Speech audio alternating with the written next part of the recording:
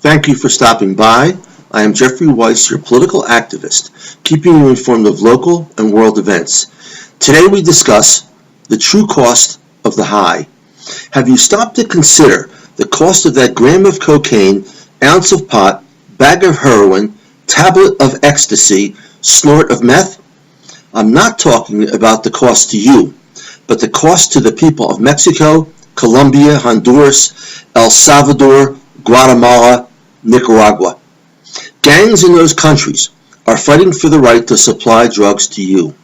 The borders are closed to stop the flow of drugs you ordered up.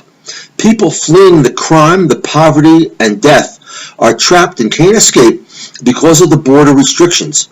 They are killed for the few dollars they carry, women raped, body parts harvested for sale to willing hospitals. 150,000 Mexicans have died in the past 6 years. Cartels fighting for control of lucrative drug trade. It is not the cartel members being killed. It is innocent people who are robbed, raped, killed by young men on drugs who do not get their fair share of the cartel profits and must therefore freelance. It is the army who kills people for the cartels to supplement their meager pay. San Pedro Sula, El Salvador, is the most violent city in the world, with 187 homicides per 100,000 people. In Honduras, murders of women and girls increased by 264% from 2005 to 2013. Honduras has a rate of 82.1 homicides per 100,000. El Salvador, 66 per 100,000. By comparison, the United States has a homicide rate of 5 per 100,000. All these people are killed due to the fight for control of the drug routes. The cartels come into a town and kill some police. Then they put the names of the police it will kill next on a list and hang it in the list from a bridge or a building. Then the newspapers are paid off to report only what the cartels tell them. Then the mayors are paid off so they can say everything is all right, and people create an image in their mind that life is normal and that there is hope. And where do you think the CIA gets its money to operate, since it can't ask the government to fund covert, illegal, amoral operations? They are in the most profitable business in the world, drugs and money laundering. And all those coups d'etats financed by drug sales. The sale of drugs to you. Thousands killed, democratically elected leaders assassinated, all financed by the drugs you shoot, snort, and swallow. How does it feel now? The drug war is a product of the transnational drug trade, which is worth up to $500 billion a year and accounts for about 4% of all international trade. The American government maintains that there is no alternative but to vigorously prosecute their zero-tolerance policy of arresting drug users and their dealers. That's led to the incarceration of over 500,000 Americans for non-violent crimes. Meanwhile, the flow of drugs into the U.S. increases and to you continues. If any member of the public is caught in possession of a few grams of coke or heroin, you can bet your bottom dollar they will be going down to serve some real hard time. The cartels stay in business because the CIA needs silenced money to run their covert operations. So the CIA gets a cut. The cartel money goes into the U.S. banking system where it is laundered, earning billions of dollars in profits for the banks because it can boost the amount of money that banks loan. The money is loaned to the private prison system that builds more for-profit jails. Drugs are flowing into the country across porous borders, and there are plenty of young, innocent drug users to fill the jails. The private prison system is making millions, which it then feeds to legislators to pass stricter drug laws.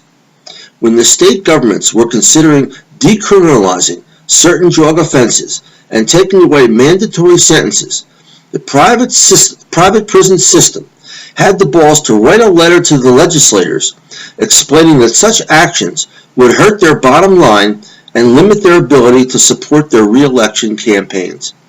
Those measures died in committee. The lesson is, if you are Mexican and become involved in the drug trade, you should expect to die within a few years. If you're a poor American, you should expect to spend decades in prison. But if you're a wealthy banker, you should expect to live a long life of luxury. Mass incarceration of the people who sell you the drugs you want provides a gigantic windfall for the private prison industry, even as current incarceration levels harm the country as a whole. If the banks didn't launder money for the cartels, the global drug trade would suffer. The cartels devote a portion of their fabulous wealth to bribing politicians, regulators, judges, and police, from the heights of power in Washington down to the local police precinct, to make sure their wealth is protected and they remain immune from criminal prosecution.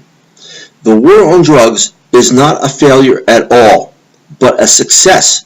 Can you say it has failed? Has it failed the drug money laundering banks? No. Has it failed the key Western financial centers? No.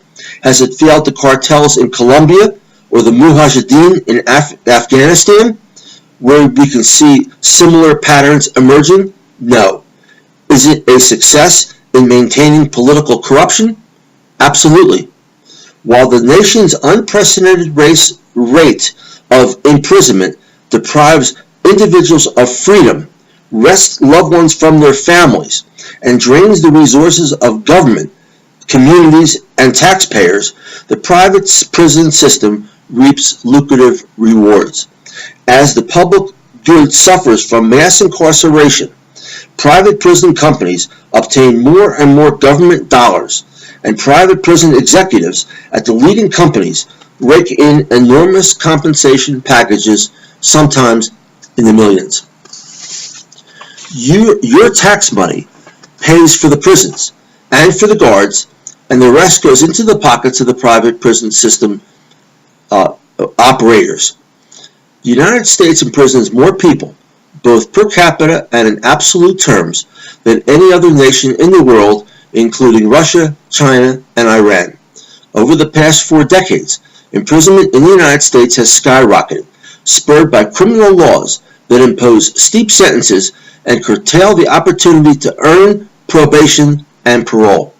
The current incarceration rate deprives record numbers of individuals of their liberty, disproportionately affects people of color, and has at best a minimal effect on public safety.